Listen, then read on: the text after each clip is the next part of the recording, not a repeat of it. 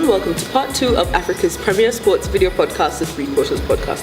As usual, remember to jump onto the hashtag 3QP to let us know what your sporting interests are. I'm BMOTW. And I'm Ngaro Kamuya. So we start off with Bad Man of the Week from our feature game, which was Cabras versus Homeboys. In part 1, yes guys, go back and watch part 1 so that you hear what he mentioned. Now you mentioned a couple of names. Mohamed Amolo, Evans, Asina, playing very well on the Homeboys side. And of course, the big guns coming back. And I mean, we've got our Cabras regulars. I'm not even going to go through them. But who stood out for you on that day? I'm going to act on impulse. It's between two guys. It's between Dancy Kuta and George Nyambua, back rows for Cabras. Not really big moments, but they did their work well and they did what they were supposed to do.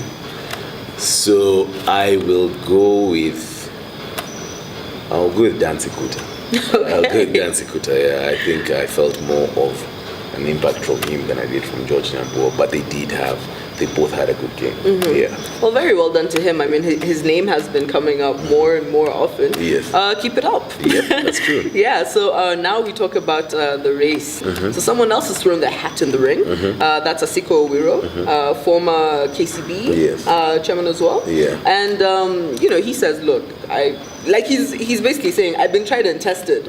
So, why not? And he's talking about development, he's talking about a proper university league, which all sounds good. But what do you think that the the guys at the union should be looking at? I don't know. I mean, okay, fine, granted, everyone is open to compete and throw their hat in the race if you want to. But I keep on hearing all these things about structures and development and all that. And it always goes back to one thing. You can't develop all this without money. So what's your plan to get money? That's what I keep on asking. Of course, he's talking about, he was able to knock on KCB's doors and KCB was able to fund the team. Granted, that's fine, but is it KCB only you're going to be depending on when you get, if you get elected? It's unfortunate. We've become like football. It's become very political. And actually, just on that story, sometime in the course of the week, I was somewhere having lunch and coincidentally, one of the people who's running for chairmanship was there. And Senator Hassan Omar, former Senator of Mombasa, was actually in the same place.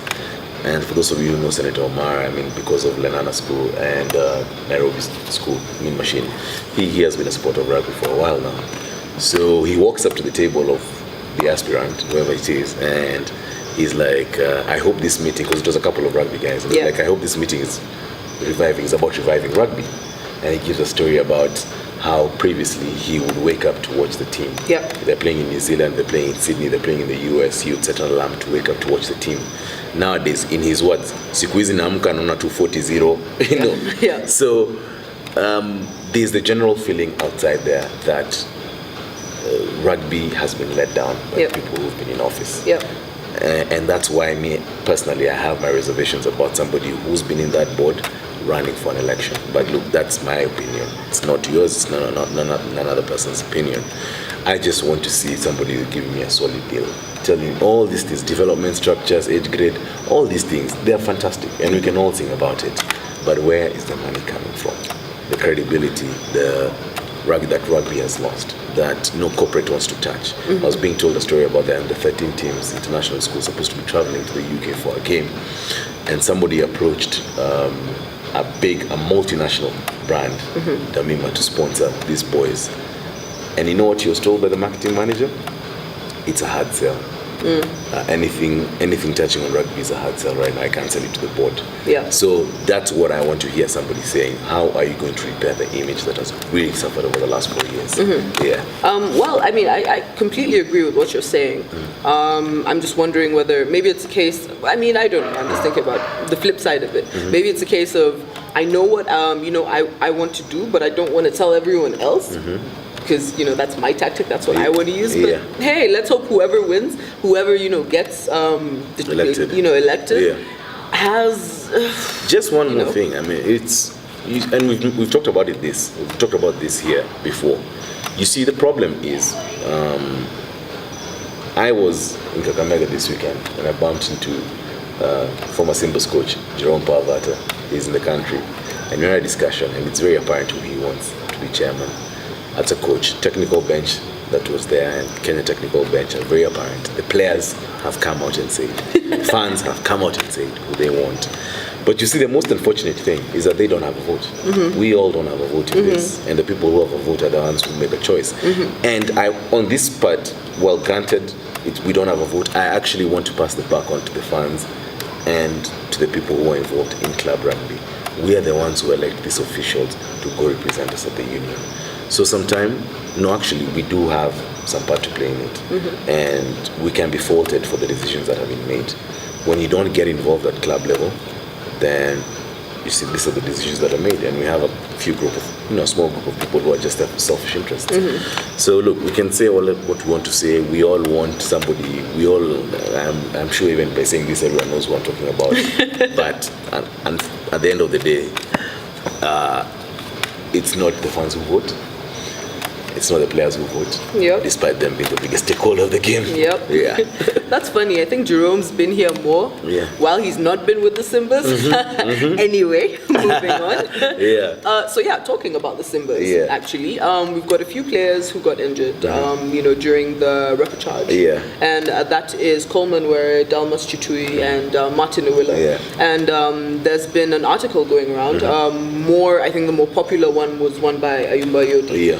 Talking about how, they went, they played, they got injured, and as at the time that he was, conducting the interview, they really didn't have much of an idea of what's going to happen in terms of surgery, if they're going to go for surgery, and, Wangila, washed his hands and said, I think, you go ask the union. I really can't give you a proper response. And we had Thomas Adundo, Director of Rugby, at the union, saying that there are a few hiccups. The doctors went around, they've gone for Christmas, and all of that. And we all know that most players go to Kijabe because that's where most of the specialists are. So they've gone for Christmas and all of that. And I remember reading something that Owila said, and he's like, look, fine, granted, there's that, and there's the fact that the union doesn't have money, but there should be a kitty or something set aside for when these things happen. You can't say we don't have money. I think saying that doctors were away for Christmas, I don't know. Do you buy it? It's such a lame excuse. I mean, it's and it just goes to show what we've been talking about. I mean, excuse after excuse by this union and the people who are running the game. And look, granted, people are saying, these people are sacrificing. You don't have to be there. If you're not going to do the job, you really don't have to be there. Because 2019, honestly, 2018, Damima players do not have insurance to go for surgery when they get injured while representing their country. Come on, man, it's a shame. I think it's going to get to a point where clubs are saying, look, we don't want to release our players because they'll get injured, and then you won't treat them, and then they're sitting there wasting away. This is valuable time. They could be, they could be going through rehab, they could be playing for us, but they're just sitting waiting for a way forward from you. Dalmas Chitui, I'm sure the homeboys has back row issues. Martin Owila would have really assisted at KCB. Coleman, where they have to put in Max Adaka as a hooker because they don't have Max. So look, anyway. Anyway, let's hope those issues are sorted out. Because obviously we don't want our players injured and nothing happening. For them. So now we move on to women's rugby. We had the first leg and the second leg. Second leg was this previous weekend. First leg was the weekend before. So first leg, Nakuru beat Northern Suburbs 24-0, very convincing in the final. And in the second leg, it was Impala versus Mwamba in the final. Impala winning it 15-5. I think it went down to kicks. So very well done. I mean, the ladies are really showing up. I can see lots of support on the weekends, people going to watch them. As at now, this is the overall log for the KRU Women's League. And it's now Impala, then Nakuru, Homeboys, Mwamba, Suburbs, Shamas, Kisumu, which is a very new team. That's good, getting rugby spread out there. And then we've got Comras and Black Blood, like Blood Babes, rather.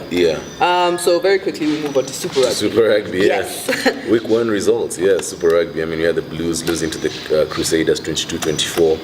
Nono featuring for the Blues is back in New Zealand, and they talk about him gunning for a place at the World Cup later on this year. Where the Warriors narrowly lose to the Hurricanes 19-20, where the Sunwolves lose to the Sharks 10-45, where the Blue Bulls wallop the Stormers 43, and we had the Jaguares lose to the Lions 16-25. So Super Rugby is back. A lot of banter, I'm seeing now with Yes. rugby back.